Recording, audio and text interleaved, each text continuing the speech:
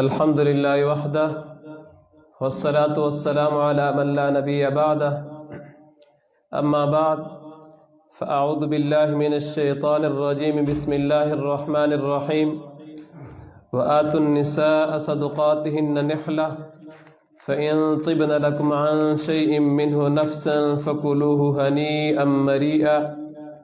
عن زيد بن أرقم رضي الله تعالى عنه قال سمعته يقول قال النبي صلى الله تعالى عليه وسلم من نكح امرأة وهو يريد أن يذهب بمهرها فهو عند الله زان يوم القيامة أو كما قال عليه الصلاة والسلام.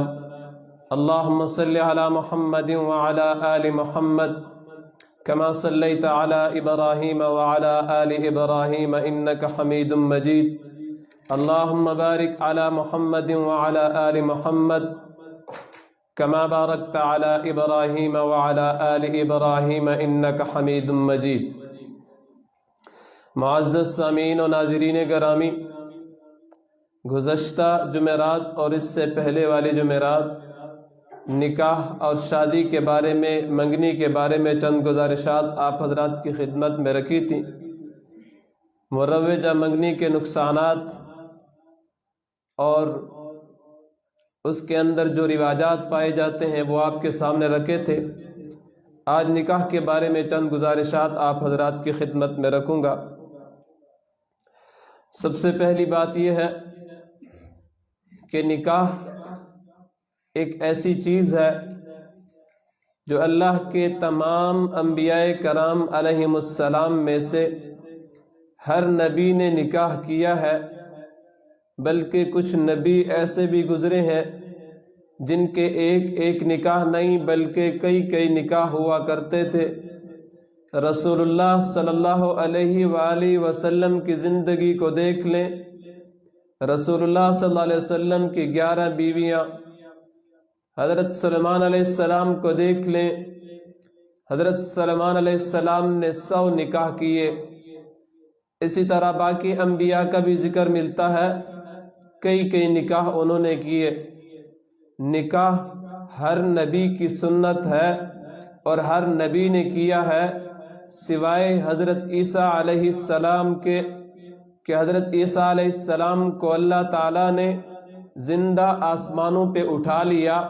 حضرت عیسیٰ علیہ السلام کی ابھی تک شادی نہیں ہوئی، نکاح نہیں ہوا.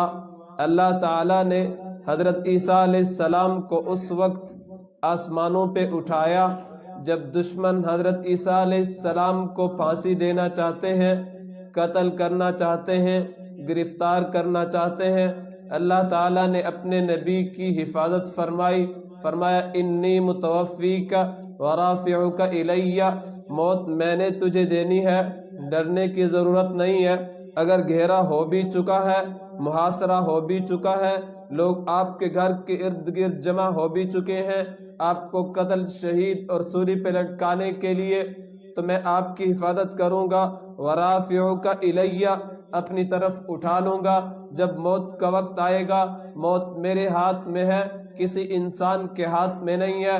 یہاں سے پتہ چلتا ہے اگر ساری دنیا جمع ہو جائے ایک انسان کو قتل کرنے کے لیے، قتل کرنا چاہتے ہیں، لیکن اوپر والا، نیلے چھت والا، آسمان والا، تمام جہان کا رب جو ہے اگر کسی انسان کو بچانا چاہتا ہے، پوری دنیا کے نواب زور لگائیں، پوری دنیا کی حکومتیں زور لگائیں، تمام ممالک کی افواج اکٹھی ہو جائیں، جتنا اسلحہ ہے اس کے خلاف اکٹھا کر لیا جائے، اس کو قتل کرنے کے منصوبے بنا لیے جائیں، ہر طرف سے اس کا محاصرہ ہو، ہر طرف سے اس کا گھیرا ہو، ہر طرف سے اس کو پکڑنے کے وارنٹ جاری کر دیے گئے ہوں، اس کو گرفتار کیا جائے گا، گرفتار کر کے قتل کیا جائے گا، لیکن میرے رب کا حکم ہو کہ میں نے اس کو بچانا ہے، پوری دنیا والے زور لگا لیں، اللہ اس کو بچا کر رہے گا. تو موت اور زندگی اللہ کے ہاتھ میں ہے. اللہ تعالیٰ نے حضرت عیسیٰ علیہ السلام کو آسمانوں پہ اٹھا لیا. کئی مرتبہ آپ کے سامنے یہ کہہ چکا ہوں، قیامت سے پہلے حضرت عیسیٰ علیہ السلام اس زمین پہ، اس دھرتی پہ، اس دنیا پہ اتریں گے، آسمان سے اتریں گے، نازل ہوں گے۔ ان وجوہات میں سے کہ جس وجہ سے حضرت عیسیٰ علیہ السلام کو جنت سے دوبارہ دنیا میں لایا جا رہا ہوگا، کون سی وجوہات ہوں گی؟ ان وجوہات میں ایک وجہ یہ بھی ہوگی کہ حضرت عیسیٰ علیہ السلام کا ابھی تک نکاح نہیں ہوا۔ اللہ تعالیٰ اس نکاح کی سنت کو، اس نکاح کے طریقے کو پورا کرنے کے لیے ایک نبی کو جنت سے دنیا کی طرف بھیجیں گے تاکہ نکاح کی سنت اس کی پوری ہو جائے۔ تو بہرحال یہ ایسی سنت ہے، تمام انبیاء کرام علیہم السلام نے اس کو ادا کیا ہے۔ اب نکاح کرتے وقت چند اصول ہوتے ہیں، چند قوانین ہوتے ہیں، چند ضوابط ہوتے ہیں نکاح کرتے وقت جو طے کیے جاتے ہیں۔ حقیقت تو یہ ہے کہ نکاح یا شادی، اس کے اندر ٹوٹل 6 چیزیں ہیں، 6 چیزوں کا نام ہے، لیکن ہم نے اس کو زیادہ کر دیا ہے۔ نمبر 1 ایجاب، نمبر 2 قبول، گواہ، حق مہر، ولیمہ، چھوارے، یہ چیزیں نکاح کے اندر ہیں۔ جب نکاح ہو رہا ہو، ایجاب اور قبول، لڑکی خود کہے نکاح کے لیے یا لڑکی کا والد یا اس کا کوئی وارث کہے میں اس کا نکاح آپ سے کرنا چاہتا ہوں، یہ ایجاب ہے۔ دوسرا بندہ کہے میں نے قبول کیا، یہ قبول ہے۔ حق گواہوں کا موجود ہونا، 2 گواہوں کا، یہ بھی ضروری ہے۔ حق مہر جو ہے یہ واجب ہے۔ سنت چھوارے تقسیم کرنا، ولیمہ کھلانا اور اسی طرح خطبہ پڑھنا، یہ 3 چیزیں سنت ہیں۔ 3 چیزیں سنت ہو گئیں، ایک چیز واجب ہو گئی، ایجاب و قبول، یہ فرض ہوا۔ 2 گواہوں کا ہونا یہ بھی فرض ہے، تو 3 فرض ہوئے، ایک واجب ہوا۔ ایجاب و قبول کو اگر ایک سمجھ لیں تو ایک فرض ہو جائے گا۔ گواہ بھی ضروری ہے، واجب حق مہر ہے، اور اسی طرح نکاح میں چھوارے تقسیم کرنا یہ سنت ہے، اور اسی طرح ولیمہ جو ہے کھلانا یہ بھی سنت ہے، اور نکاح کے وقت خطبہ پڑھنا یہ بھی سنت ہے۔ اب کتنا مختصر طریقہ ہے، کتنا آسان اور عام فہم طریقہ ہے، لیکن ہم نے اس کو اتنا بوجھ بنا دیا ہے کہ ایک غریب بندہ اگر شادی کرنے کا سوچتا ہے تو اس کو پہلے لمبی سوچ کرنی پڑتی ہے۔ وہ کمرہ، وہ اتنے تولے سونے اور نوکری اور یہ اور وہ، یہ سارے مسائل جو ہم نے بطور رواجات شریعت میں داخل کر دیے ہیں، نکاح میں رکاوٹ بنا لیے ہیں، یہ اس کے نکاح اور شادی میں رکاوٹ بن جاتا ہے۔ نکاح میں جب نکاح طے ہو رہا ہوتا ہے تو اس وقت حق مہر سب سے بنیادی چیز ہوتی ہے۔ حق مہر طے کرتے وقت 2 باتیں یاد کر لینی چاہیے۔ نمبر 1، حق مہر اتنا زیادہ نہ ہو کہ دلہا اس کا حق مہر ادا نہ کر سکے، اس کی ہڈی برداشت نہ کر سکے، اس کے ادا کرنے کی طاقت نہ ہو، اتنا زیادہ نہیں ہونا چاہیے۔ نمبر 2، اتنا کم بھی نہیں ہونا چاہیے کہ اس لڑکی کو اپنی سہیلیاں طانے دیں کہ آپ کا حق مہر اتنا تھوڑا۔ تو یہ 2 باتیں یاد رکھنی چاہیے۔ سب سے کم جو حق مہر ہے، کم از کم جو حق مہر کی مقدار ہے وہ 2 تولے چاندی اور 7.5 ماشے، یہ تقریباً 30 گرام اور 618 ملی گرام بنتے ہیں۔ چاندی کا ریٹ بڑھتا چڑھتا رہتا ہے، کبھی کم ہوتا ہے، کبھی زیادہ ہوتا ہے۔ موجودہ ریٹ کے اعتبار سے تقریباً 4000 کے لگ بھگ کم از کم حق مہر بنتا ہے۔ کم از کم 4000، اس سے زیادہ رکھ لیں، اس سے کم نہیں رکھنا چاہیے۔ کم از کم علماء کرام تقریباً 5000 بتاتے ہیں، یہ میں کم از کم آخری لیمٹ بتا رہا ہوں، یہ تقریباً 1400 کے اعتبار سے 1400 پہ اگر چاندی کا تولہ ہو تو تقریباً 4000 حق مہر بنتا ہے۔ اور نبی کریم صلی اللہ علیہ وسلم کی ایک حدیث ہے، مستدرک علی الصحیحین کے اندر یہ روایت موجود ہے۔ روایت کرنے والی ام المؤمنین حضرت امی عائشہ صدیقہ رضی اللہ تعالی عنہا ہے۔ فرماتی ہیں نبی کریم صلی اللہ علیہ وسلم نے فرمایا ان اعظم النکاح برکتاً ایسرہ موعونہ، کہ نکاح برکت والا وہ ہے جس کے اندر خرچہ کم ہو، حق مہر بھی کم ہو، یہ برکت والا نکاح ہے۔ ایک جگہ پہ نکاح پڑھانے کا موقع ملا تو وہاں پہ جب نکاح کے حق مہر کی باری آئی، چاہیے تو یہ کہ پہلے سے انسان مشورہ کر لے، تو انہوں نے کہا 1.5 لاکھ، یعنی پہلے سے انہوں نے کوئی سوچ نہیں کی تھی، کہا 1.5 لاکھ۔ اب لڑکی کے والد نے کہا، میں نے کہا میں نے صرف نکاح پڑھنا ہے، نہ میں آپ کو اتنا زیادہ جانتا ہوں، ان کو تو میں جانتا بھی نہیں تھا، کسی دوسرے شہر سے آئے تھے، اور میں نے کہا ان کو صرف تعارف کی بنیاد تک جانتا ہوں، باقی میرے ان سے کوئی تعلقات نہیں ہے، مسئلہ بتانا میرے ذمہ ہے کہ حق مہر اتنا رکھو کہ دولہا ادا کر سکے، اتنا حق مہر رکھو۔ اگر آپ 1.5 لاکھ روپیہ حق مہر رکھ رہے ہو اور اس دولہے نے ادا نہیں کیا تو یہ دولہا گنہگار ہوگا۔ حق مہر واجب ہے، واجب بمانا فرض، اس کے ذمہ لازمی ہوتا ہے، ہر صورت میں ادا کرے گا۔ پھر سوچتے رہے کیا کیا جائے کیا کیا جائے، میں نے کہا کم از کم مقدار آپ کو بتا دیتا ہوں، اس وقت غالباً 3,000 تھی کم سے کم مقدار، میں نے کہا اس سے آگے جتنا رکھو آپ کی مرضی ہے۔ پھر اس وقت انہوں نے 10,000 حق مہر رکھا۔ تو دونوں باتیں یاد رکھنی چاہیے، اتنا کم بھی نہ ہو کہ لڑکی کو اپنی سہیلیاں آر دلائیں کہ آپ کا حق مہر اتنا تھوڑا، اور اتنا زیادہ بھی نہ ہو کہ وہ لڑکا حق مہر ادا کرتا رہے قرضہ اٹھا کر، یا اس کے پاس برداشت وہ حق مہر ادا کرنے کی طاقت بھی نہ ہو تو وہ چھوڑ دے، یا بیوی کو کہے کہ مجھے معاف کر دو، جو پرانے زمانے سے ایک سلسلہ چلتا چلا آ رہا ہے۔ پرانے زمانے میں کہتے تھے بیوی کو مجھے حق مہر معاف کر دو، وہ کہتی تھی میں نے معاف کر دیا، بس معاف ہو گیا۔ اس طرح معاف کرنے سے معاف نہیں ہوتا۔ ایک وہ کھیل ہے جو چڑی اڑی تھے کہاں اڑا تھے ہر شے اڑی گئی، اس طرح سے معاف نہیں ہوتا۔ جس طرح کسی بندے کو بندہ زکوٰۃ دے رہا ہے اور اس بندے نے اس کا قرضہ دینا ہے، تو اسے یوں نہیں کہہ سکتا کہ آپ نے میرا 5,000 روپے کا قرضہ دینا ہے، وہ 5,000 روپے آپ کو زکوٰۃ میں معاف کرتا ہوں، تو زکوٰۃ میں معاف نہیں کیا جا سکتا، بلکہ اسے 5,000 روپے زکوٰۃ میں دے دے، وہ اپنے ہاتھ میں لے لے، اس کے بعد یہ اسے کہے کہ آپ نے میرے 5,000 روپے کا قرضہ بھی دینا ہے، وہ واپس کر دے تو اس کی زکوٰۃ بھی ادا ہو گئی، قرضہ بھی واپس ہو گیا۔ کیونکہ زکوٰۃ کے اندر تملیک، کسی کو مالک بنانا یہ ضروری ہے۔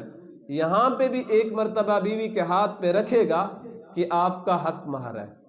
اب بیوی کی اپنی مرضی ہے کہ وہ حق مہر اپنی جیب میں رکھ لے، اپنی ماں کو دے دے، اپنی بہنوں کو دے دے، بھائیوں کو دے دے، والد کو دے دے، یا کہیں مدرسے میں دے دے، یا واپس اپنے شوہر کو دے دے کہ میں تجھے دیتی ہوں، پھر معاف ہوتا ہے۔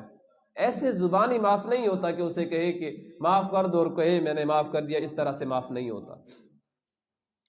تو حق مہر جب مقرر کیا جائے تو شوہر کے ذمہ اس کا ادا کرنا فرض ہوتا ہے۔ یہ فرض میں اس لیے کہہ رہا ہوں کہ عوام کو سمجھانے کے لیے، یہ واجب اور فرض ان کے نام الگ الگ ہیں، ورنہ عمل کرنے میں ایک چیز ہوتی ہے۔ جیسے آپ دیکھیں نا کہ جیسے فرض نماز کی قضا ہوتی ہے، ایسے واجب نماز کی بھی قضا ہوتی ہے۔ وطر نماز اگر کسی بندے سے رہ جائے تو وطر نماز کی قضا ہوتی ہے، سنت کی قضا نہیں ہوتی۔ تو حق مہر یہ واجب ہوتا ہے۔ اب حق مہر کی 2 قسمیں ہیں، ایک حق مہر ہے معجل، میم عین جیم لام، یہ تعجیل سے نکلا ہے، جلدی سے نکلا ہے، یعنی اس وقت لڑکی کے والد نے یہ شرط رکھ دی کہ پہلی ہی رات حق مہر ادا کرو گے، پہلے ہی دن حق مہر ادا کرو گے۔ تعجیل یہ ہے نا، جلدی سے مراد یہی ہے، پہلی رات آپ نے 5,000 روپے 10,000 روپے اس کے ہاتھ پہ رکھ دینا ہے۔ یہ اگر مقرر ہو گیا تو اس کے ذمہ لازم ہوگا کہ وہ پہلی رات حق مہر ادا کرے۔ دوسرا یہ ہے حق مہر موجل، میم واو جیم لام، یہ تعجیل سے ہے، تا الف جیم یا لام۔ اس کا معنی ہوتا ہے مدت مقرر کرنا، میعاد طے کرنا، کبھی بھی دے دے، مہینے کے اندر دے دے، 2 مہینے کے اندر دے دے، 3 مہینے کے اندر دے دے، جتنا اس کا بس ہو اس کے مطابق دیتا رہے۔ مثلا 10,000 روپے ہے، 3,000 روپے ایک مہینے میں دے گا، 3,000 روپے دوسرے مہینے میں دے گا، 4,000 روپے تیسرے مہینے میں دے گا۔ یہ مقرر کردہ میعاد اور تاریخ کے مطابق ہوتا ہے۔ اور ایک ہوتا ہے مہر مسمى۔ مہر مسمى اسے کہتے ہیں جس کی مقدار بھی مقرر ہو، مقدار بھی اور میعاد بھی مقرر ہو۔ مقدار کا معنی اتنے ہزار حق مہر ہوگا یا اتنا سونا حق مہر ہوگا، مقدار مقرر ہو گئی، اور میعاد بھی مقرر ہو کہ کب تک ادا کرے گا۔ بات پھر وہیں پہ آ گئی کہ معجل اور مؤجل، پہلی رات ادا کرے گا یا 2 مہینے کے بعد، 3 مہینے کے بعد، یا اس کو ڈیل ہے جب تک ادا کرتا رہے۔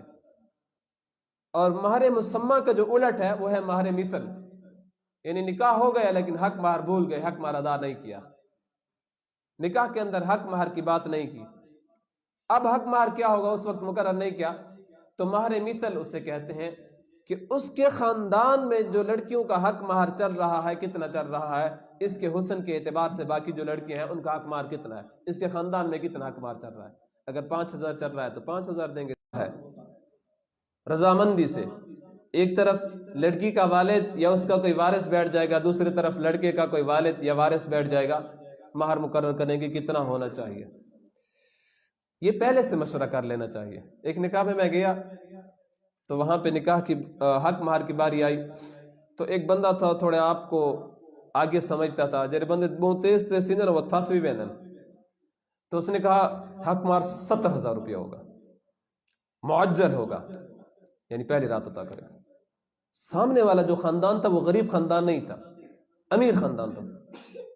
اب نکاح کے لیے لوگ بھی بیٹھے ہوئے ہیں، عالم صاحب بھی بیٹھے ہوئے ہیں نکاح پڑھنے کے لیے۔ اس نے اس کی طرف منہ کیا اور کہا 70,000 بہت زیادہ نہیں ہے، کہا چلو 50,000 کر دو۔ اب بولیاں شروع ہو گئی۔ اس لیے پہلے سے طے کر لینا چاہیے کتنا حق مہر مقرر کریں گے، جب رشتہ ہو رہا ہے، نکاح ہو رہا ہے، پہلے سے مشورہ کر لینا چاہیے۔ 50,000 کر لو۔ اس نے کہا نہیں 50,000 نہیں ہونا چاہیے، 50,000 بہت زیادہ ہے، آپ دیکھ لیں اس کا کوئی کاروبار بھی نہیں ہے، 30,000 کر لو۔ نہیں 30,000 بھی بہت زیادہ ہے، اب یہ نکاح پڑھا جا رہا ہے، 30,000 سے کم کر دو۔ کتنا کر دو؟ چلتے چلتے بات 15,000 پہ رک گئی، 70,000 سے واپس آتے آتے 15,000 پہ آ گئی۔ تو یہ مشورہ پہلے کر لینا چاہیے، جگہ سائی نہ کریں، لوگوں کو نہ ہنسائے وہاں پہ کہ کتنا حق مہر مقرر ہوا تھا اور کتنا دیا، تو دونوں کے لیے ایک قسم کی شرمندگی کا باعث ہے۔ اس لیے پہلے سے باہمی رضامندی سے طے کر لینا چاہیے۔ جو اگلی بات ہے، بعض دفعہ یوں ہو جاتا ہے کہ کسی انسان کا نکاح ہو گیا، نکاح سے پہلے، رخصتی سے پہلے نکاح ہو گیا ہے لیکن دلہن کو گھر نہیں لائے، رخصتی سے پہلے اس نے طلاق دے دی۔ اب کیا ہوگا حق مہر کا؟ اب حق مہر آدھا حق مہر دے گا۔ مثلا اگر 5,000 حق مہر مقرر تھا، 2,500 دے گا، 2,500 معاف ہے، 2,500 اس کو معاف ہے، آدھا حق مہر دے گا۔ اور اس عورت کے لیے عدت بھی نہیں ہے جب تک اس کی رخصتی نہیں ہوئے۔ فما لکم علیہن من عدہ، تو اس پر عدت نہیں ہے کہ جس کی رخصتی نہیں ہوئے، تو آدھا حق مہر اس کو دینا پڑے گا۔ اب بعض لوگ جو تھوڑی باڑی شریعت سمجھتے ہیں، تو شریعت کے اندر شریعت کا علم نہیں ہوتا، لیکن وہ کیا کرتے ہیں، جیسے خوش قسم کے صوفی ہوتے ہیں، یعنی جن کے پاس علم کم، جس کو حضرت مولانا اشرف علی تھانوی رحمۃ اللہ علیہ فرماتے ہیں دین کا درد ان کے پاس ہوتا ہے، تڑپ ہوتی ہے، دین کی سمجھ نہیں ہوتی۔ پھر حضرت مولانا اشرف علی تھانوی رحمۃ اللہ علیہ نے اس پہ ایک مثال دی ہے۔ ایک بوڑھی عورت تھی اور وہ گھر کے اندر بیٹھی ہوئی تھی، تو ایک عقاب باز چرخ یہ اڑتا ہوا آیا اور اس نے کسی چیز کو پکڑا ہوا تھا، تو اس کے گھر میں داخل ہو گیا، تو اس نے اس کو کسی طریقے سے پکڑ لیا۔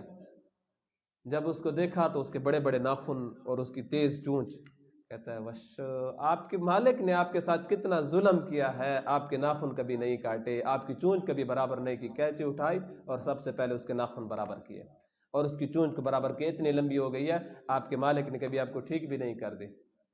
اب اس بیچاری کو کیا پتا تھا ان لمبے ناخنوں کی وجہ سے وہ شکار کرتا ہے، لمبی چونچ اور تیز چونچ کی وجہ سے وہ شکار کرتا ہے، اس کو تو مفلوج کر دیا کہ نہ وہ کسی چیز کو چیر پھاڑ سکے اور نہ کھا سکے۔ اب اس کے پاس تڑپ تو تھی، درد تو تھا، ہمدردی تو تھی، لیکن سمجھ نہیں تھی۔ بعض لوگ ایسے ہوتے ہیں، دین کی سمجھ نہیں ہوتی، دین کا درد اور تڑپ ہوتی ہے، وہ بعض دفعہ غلط اقدام اٹھا لیتے ہیں۔ دین کی سمجھ ہونی چاہیے، علماء سے پوچھ پوچھ کر چلنا چاہیے، دین میں شرم نہیں ہے، مسائل پوچھنے چاہیے۔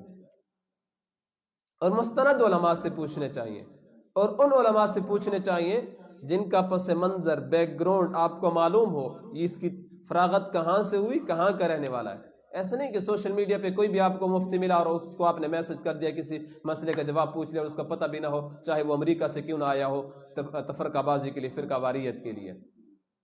یہ یاد رکھا کریں، ایسے لوگ بھی ہوتے ہیں جن کو صرف اور صرف اسی مقصد کے لیے بھیجا جاتا ہے کہ مسلمانوں کے اندر فرقہ بازی پھیلاؤ، اور وہ یہاں آ کر فرقہ بازی پھیلاتے ہیں اور مقصد نہیں ہوتا، غلط مسائل لوگوں کے اندر پھیلاتے ہیں، اور وہ حقیقتاً مسلمان بھی نہیں ہوتے۔ مسلمانوں کے لبادے میں، مسلمانوں کے لباس میں، اسلام کے لباس میں آ کر لوگوں کو گمراہ کرنے کی کوشش کرتے ہیں۔ تو اس لیے دین کی سمجھ انسان کے لیے ضروری ہے۔ رسول اللہ صلی اللہ علیہ وسلم کے دور میں رسول اللہ صلی اللہ علیہ وسلم کے ازواج مطہرات میں سے بھی، اور رسول اللہ صلی اللہ علیہ وسلم کی بنات یعنی بیٹیاں بھی، ان میں سے بعض کا جو حق مہر تھا وہ 500 درہم تھا۔ 500 درہم، 12 اوقیہ، یہ 500 درہم بنتے ہیں چاندی کے، 500 درہم تھا، جس کو مہر فاطمی کہتے ہیں۔ مہر فاطمی یہ تقریباً 131 کے کچھ اوپر تولے چاندی کے بنتے ہیں۔ یہی نکاح میں نے بھی پڑھایا تھا ایک جگہ پہ، ایک بندے نے کہا کہ ہم حق مہر شریف فاطمی رکھیں گے۔ میں نے کہا بہت زیادہ بن جائے گا اور آپ کو ادا کرنا پڑے گا، بے شک آپ شریعت پہ چلیں اور یہ حق مہر رکھیں، لیکن یہ یاد رکھیں اس کی ہڈی برداشت کرتی ہو دلہا کی، وہ برداشت کر سکتا ہو، ادا کر سکتا ہو۔ کہا نہیں، ہم شریعت پہ چلیں گے۔ میں نے کہا ٹھیک ہے۔ اس وقت بھی میں نے ان کو بتایا تھا کہ 131 سے کچھ زیادہ، 131 تولے چاندی کے بنتے ہیں۔ اس وقت چاندی سستی تھی، 800 پہ تولہ تھا۔ دوسرے دن اس نے مجھ سے رابطہ کیا، جو اس دولہے کا دوست تھا، کہ کتنا حساب بنتا ہے۔ تو اس وقت جب 800 کے حساب سے ہم نے 131 تولے چاندی کی قیمت نکالی تو 96,000 بنی۔ اب تو 1 لاکھ سے زیادہ بنے گی۔ تو کہا یہ سارا ادا کرنا پڑے گا؟ میں نے کہا ہاں، شریعت پہ عمل کرو، سارا ادا کرنا پڑے گا۔ اس وقت آپ نے کہا تھا ہم حق مہر شریفات میں رکھتے ہیں، رکھو۔ دیکھو کم از کم جو مقدار ہے وہ میں نے آپ کو بتا دی ہے، وہ یہی 4,000 سے سٹارٹ ہو رہی ہے تقریباً، کم از کم۔ اس سے آگے جتنا رکھیں، اگر سامنے والا بندہ امیر ہے 10,000 رکھ دیں، 15 رکھ دیں، 20 رکھ دیں، 30 رکھ دیں، جتنا وہ برداشت کر سکتا ہے اور ادا بھی کر سکتا ہے۔ ضروری ہے، مجبور کیا گیا ہے، پابند کیا گیا ہے کہ 500 درہم رکھیں گے اور 131 تولے چاندی کے رکھیں گے۔ تو یہاں پہ یاد رکھنا چاہیے، نکاح کے موقع پہ کسی عالم سے پوچھ کر اور مشورہ کر کے بعد میں یہ چیزیں طے کرنی چاہیے۔ اللہ رب العزت مجھے اور آپ کو ان مسائل کو سمجھنے اور سمجھ آ جانے کے بعد عمل کرنے کی توفیق نصیب فرمائے۔ وآخر دعوانا ان الحمد للہ رب العالمین۔